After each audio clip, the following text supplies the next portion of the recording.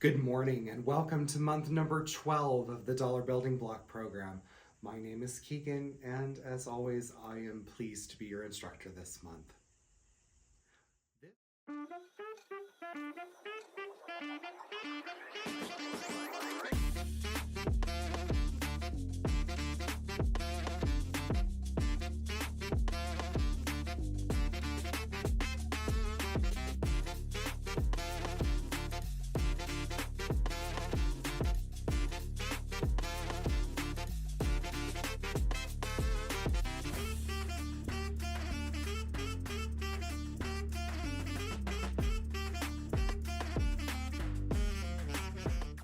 This month I am so excited to introduce to you the Orange Blossom Block.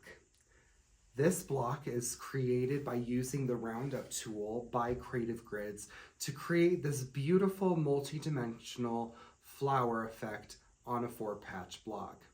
This block will teach you not only how to cut curves properly, and also use applique skills to stitch around curves, but also using those special decorative stitches on your machine.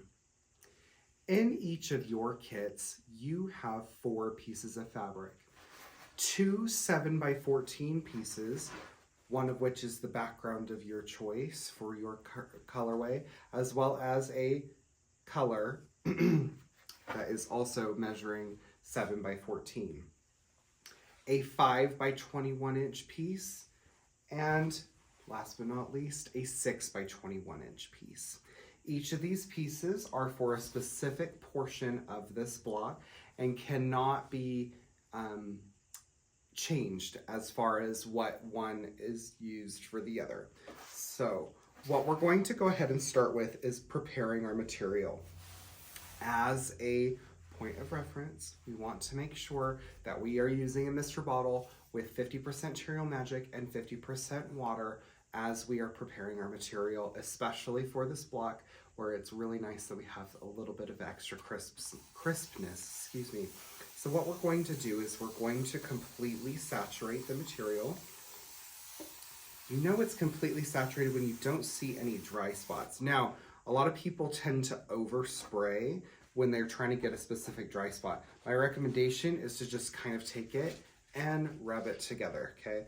Any of the excess you can pour on the other piece, and once it's wrung out, you can kind of take it, put it towards the light and see if there is any dry spots on the material. If there are, you can kind of take it and rub it together on itself in order to take that dry spot away. Now, what we're going to want to do is we're going to want to spray all of our material, including these long strips, and let it dry to the 90% point.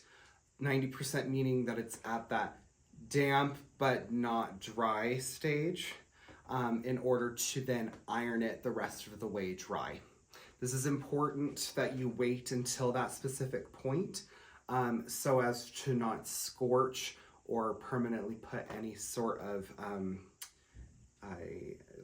glossiness or glazing onto the material, because you're basically insta-baking the Cheerio Magic onto the material, which is something that we do not want.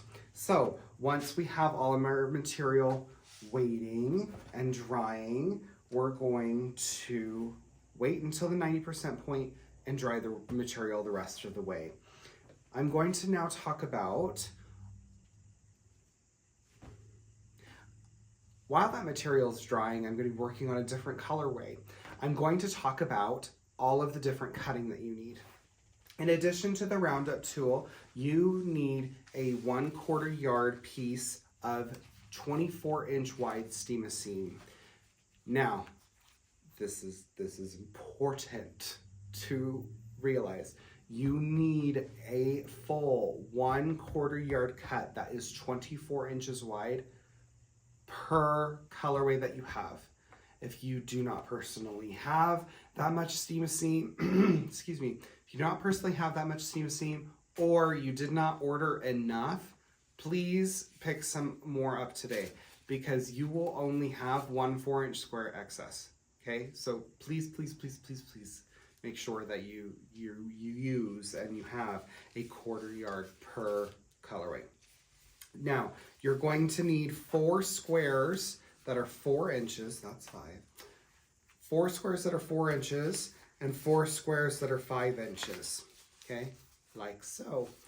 I have a bunch of extra because we're obviously making multiple colorways of samples of this block. It's for you to see. Now, additionally, those long strips that we had prepped, you want to cut the 6-inch by 21-inch strip down to 5-inch squares. You will be able to get 4. And the other strip, which is 5 by 21, you're going to want to cut down to 4 4-inch squares. Obviously, you're going to have a little bit of extra with that one as well. Now, what we're going to do is we're going to take the Steam-A-Seam, okay? I'm going to kind of move this so you can kind of see a little bit better. Now, I'm working with the 4-inch Steam-A-Seam first. You take it and you peel it apart. There's a wax paper bit. There's actually 2 wax paper layers, but what's important to notice is that there's this tacky glue on one of the sides of Steam-A-Seam. Now, that is the actual Fusible Web product, and it acts as a sticker, which is really nice because we're able to just kind of rub it on, okay? You're going to want to repeat this for all 4 5-inch squares and all 4 4-inch squares, backing it on the wrong side with a square of Steam-A-Seam. Now, what's important also is that you're going to want to use an iron, and you're going to want to steam for several seconds on the entire square and repeat it for all 8 squares, okay? And now if you get any of this kind of curling, what you're going to want to do is you're going to want to iron it, take it, put it on a cooler surface, and let it flatten, okay?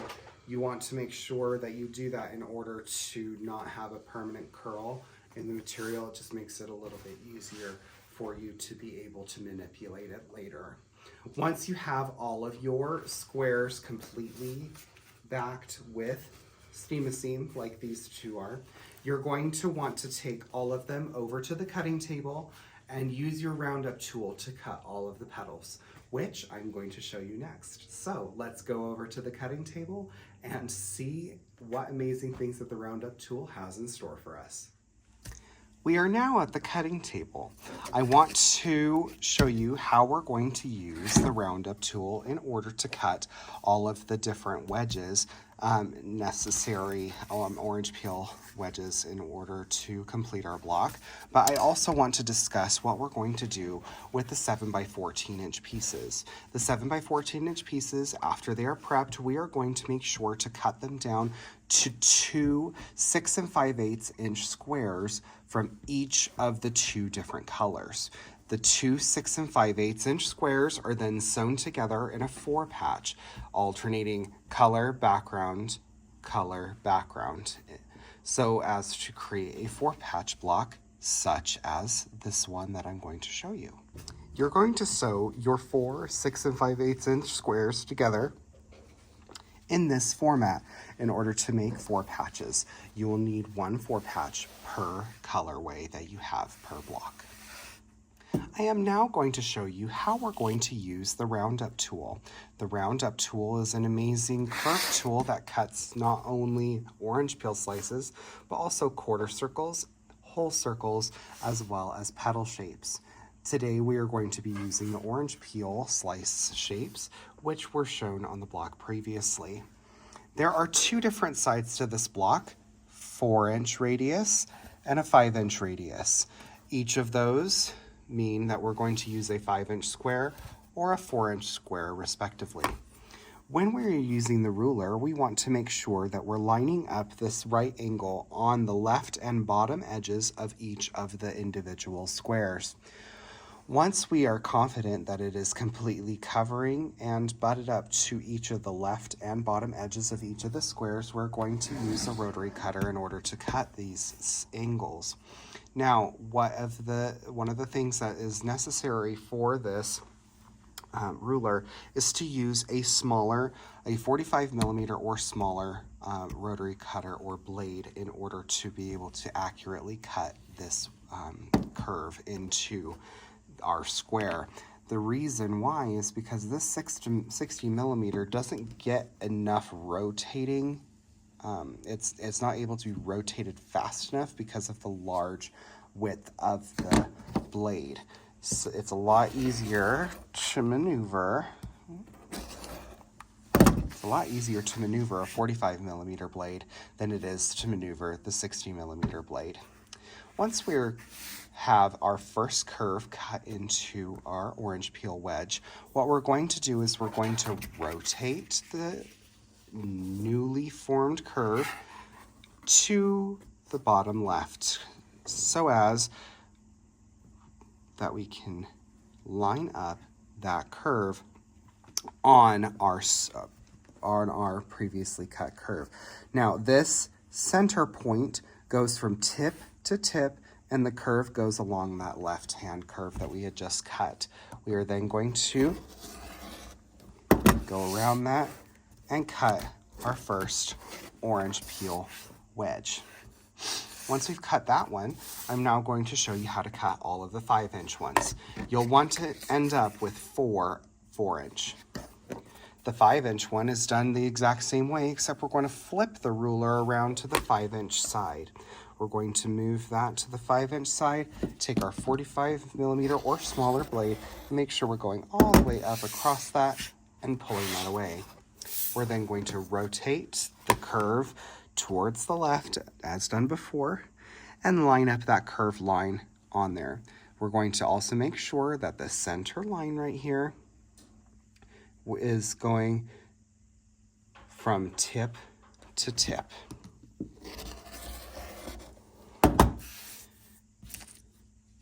Once that's done, you will yield a perfectly sized 5-inch wedge. You'll have 5-inch wedges and 4-inch wedges, 4 of each style. I will now show you how we are going to align all of those on the background block in order for us to be able to stitch them down with decorative stitching on our sewing machines. We are now going to discuss placement of all of our orange peel wedges. So we have the 4-inch and the 5-inch wedges, 4 of each of the different sizes, and our 4-patch block. We're going to take our orange peel wedges and we're going to peel off the paper backing off of each of the pieces. Be nice if I had nails. There we go. And because we steamed them on, the sticky will be on the wrong side of the material. We're going to want to make sure that we're placing these towards the center of the block and pointing towards the outer center point of the block. We want to make sure, even if you have to draw a 45-degree line in order for it to be absolutely perfect, you totally could. I'm not going to do that because visually it looks good, and that is good enough for me. So I'm going to do the same thing on all 4 corners. Now, if your seam isn't perfect, shame on you. No, I'm just kidding. If your seam isn't perfect, that's okay. Like, don't worry about it. It will be hidden anyway, but it would be a good use of your seam glue from previous months in order to just make sure that it is absolutely perfect, but just know that it will end up being covered up. So I'm going to go around and finish with this last 4th wedge. Ta-da. Okay, so I'm going to stick this on where it needs to go, point it towards the corner, and done. Okay, so this is round 1. It may be very tempting to put these cute little wedges on top towards the center. Look how cute this block is. Beautiful. But you want to take this over to your sewing machine, and we're going to stitch along the edge of these large petals first before we adhere these on. Additionally, you're going to want to take this to the iron, use your applique pressing sheet in order to put it down, and then iron for 5 seconds in each location over the top of these pieces on the block. The reason for that applique pressing sheet is to avoid having any of the glue seep up from underneath the fabric and adhere itself to your iron, which is very hard to take off. So what we're going to do is we're going to take this over the iron it, and then we'll meet back over at the sewing machine to talk about decorative stitching on this block. Okay, so I'm over at the sewing machine. I've already threaded with the decorative thread of my choice, which is this kind of darker gray-green, and I'm going to select a decorative stitch on my sewing machine. I have this star stitch that I've been using on all of my blocks. Does it mean you need to use the same stitch on all of your blocks? Not necessarily. We want to make sure that we keep some variety and such, keep things interesting. But one thing that's important to note is that there is a visible center to this block. You want to start somewhere about 2 inches above on the curve leading towards the center of one of these petals. The reason why is because if you have any sort of difficulty when you're first starting out on this first run and kind of learning how to start and stop and end all of the patterns connecting together perfectly,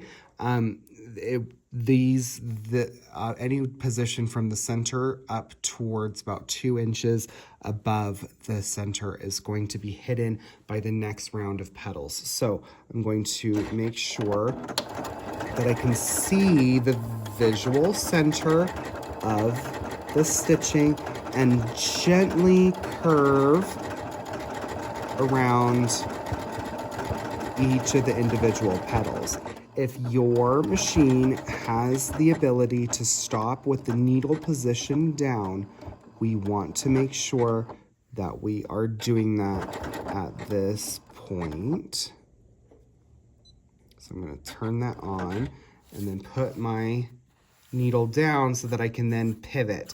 It makes it a lot easier and a lot cleaner for pivoting if we have the needle stop down function turned on our sewing machines.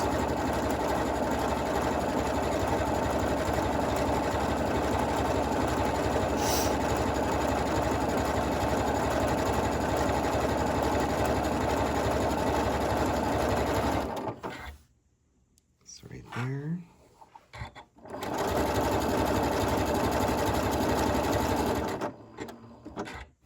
Stop, pivot at the top. Continue on.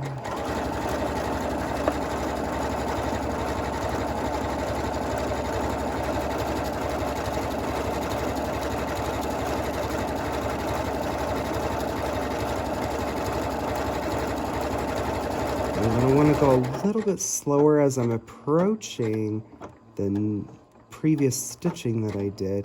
I want to overlap by a bit, but I don't want to completely overdo it.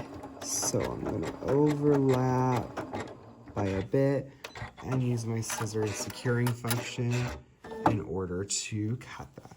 That is what our first wedge looks like right here. Super exciting. We're going to repeat that on all of these wedges, okay? So we're just gonna keep going here, la-di-da.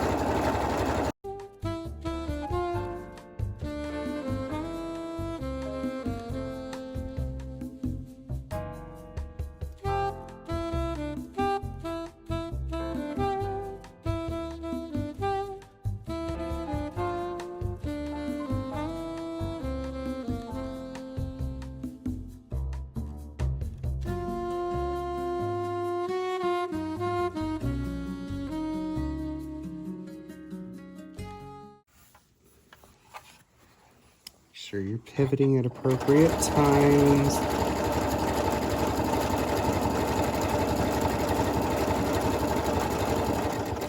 is a great opportunity for you to use all the wonderful decorative stitches on your sewing machine. Use it to the full potential, right?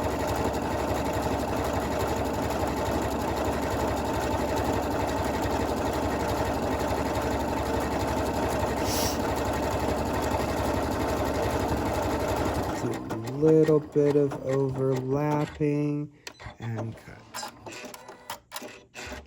Now also, if you overlap by a little bit more, so I overlapped by about 2 or 3 stitches, that is going to be hidden by the next applique as well, which is nice.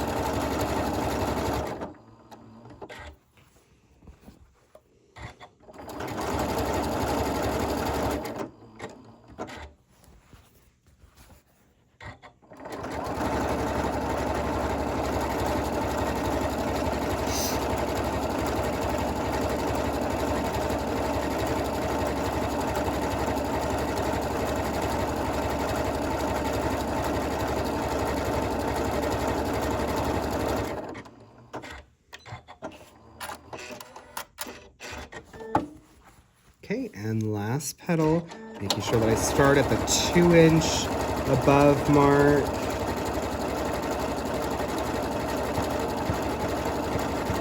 When I show you this block on the up close, before we put the other one on, it will become very apparent why it's good that we can do this first and then stop it later. Cover it up.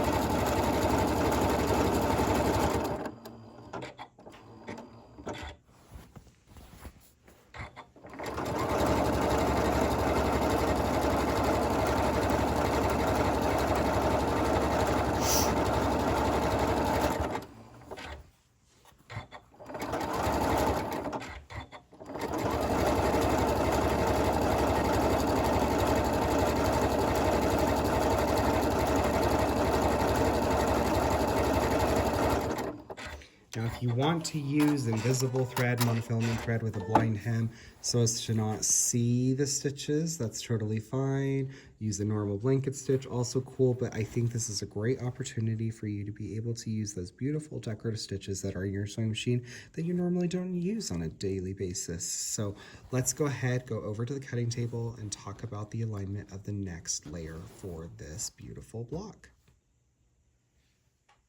Okay, great. Now that we have this beautiful stitching done on the first layer of this block, what we're going to do is we are going to go ahead and peel off all the papers of our next round, which is the 4-inch round. So we use the 5-inch petals on the first round, and then on the second round, we are doing the 4-inchers. Now, you're going to want to line up with the seam right there and then line up with the center.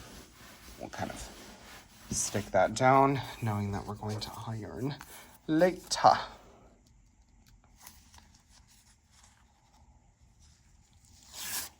Peel and stick. This is another reason why I just absolutely love Steam-A-Seam over any other fusible web product, just because I'm able to position multiple layers at a time in relation to each other and line them all up and beautiful, where you can't do that on other products like Soft Fuse or Thermal Web or Heat and Bond or anything like that. So I'm gonna make sure that my center looks chef's kiss perfect.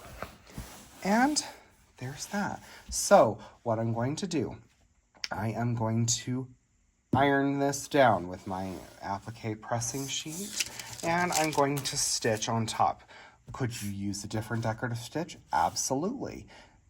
Do one decorative stitch on layer 1 and another one on layer 2. Kind of give that extra dimensional effect. I also wanted to mention that all of the Steam-A-Seam that's being provided for this block is Steam-A-Seam 2 Light.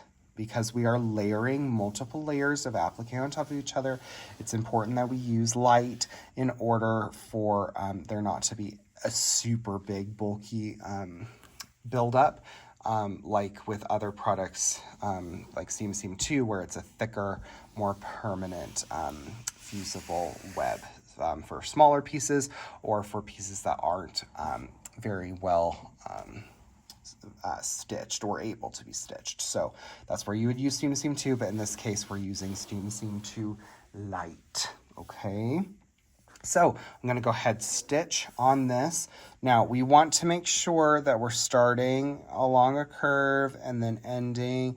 If you want to, we could go around and then go around this one and then stop and then go to this point and stop and go to this point and stop and then do 2 at a time if you wanted to. I would probably recommend that just so that there wasn't so much bulk towards the center. So that is what we are going to do next. And then we're going to come back and talk about finishing thoughts and next month's block. So we'll see you in a minute. And welcome back, where we have some amazing completed blocks. Let's talk about a few things. So one thing that I neglected to mention, you want to make sure that when you are doing the decorative stitching on your blocks that you are using a non-stick needle. This is because mainly we're going through multiple layers of Steam-A-Seam, which is a glue-based product. We want to make sure that that glue and that gumminess does not go down into our bobbin area and make it jam or anything like that. And so using a non-stick needle does not allow the sticky portion of the fusible web product to adhere itself to your needle and go other places in your machine. Additionally, when we were working on these blocks, I use myself as a flannel board because, you know, threads and everything apparently want to go there anyway. So when you're working on this, we can kind of go in kind of like an infinity loop when we're stitching. So we can kind of start here and go up and go around and then go through the center and then go here and around and through the center and here and around and through the center and here and around and through the center and back to where we started. Does that make sense? So what you're going to do is just do a lot of overlapping in the center, which will end up looking like this particular block right here. You can't really tell where it started and stopped, mainly because there's only one start and stop rather than 4 separate. So if you are worried about all of your starts and stops lining up, etc., then I would suggest doing that where you're overlapping. Now, that only works if you're using a more open decorative stitch such as this. If you're doing a blanket stitch, for example, you can't do that. You have to do all of them individually. If you're doing a satin stitch, which I don't recommend for this project, but if you were, you would have to do it individually. If you were doing a satin stitch around each one, you'd have to make sure that there was space in between and they weren't all butted up directly in the center so as to leave space for each of the individual rounds of satin stitching to go around. But aren't these so fun? So exciting. So we'll have this month done. And then we have 3 more blocks. 13, 14, 15. I'm so excited. Next month's block is going to be a crazy log cabin. So let me show you what you'll need for next month. Next month, in addition to all of your basic supplies such as Curio Magic, A12 sharp needles, So Fine thread, and all that good stuff, you will need the 6-inch log cabin trim tool by Creative Grids. These are available at a special discounted price today for pre-order, as well as on our website. When you use code DBB pre-order, not only will you receive 15% off, but free shipping. So go ahead and pre-order this today. If you are part of Fabric Hoarders Anonymous, you have already purchased this ruler. Super exciting. So without further ado, we're super excited to see you next month in May and can't wait to see what amazing things you do with Orange Blossoms. Have a fantastic day and we will see you. Bye now.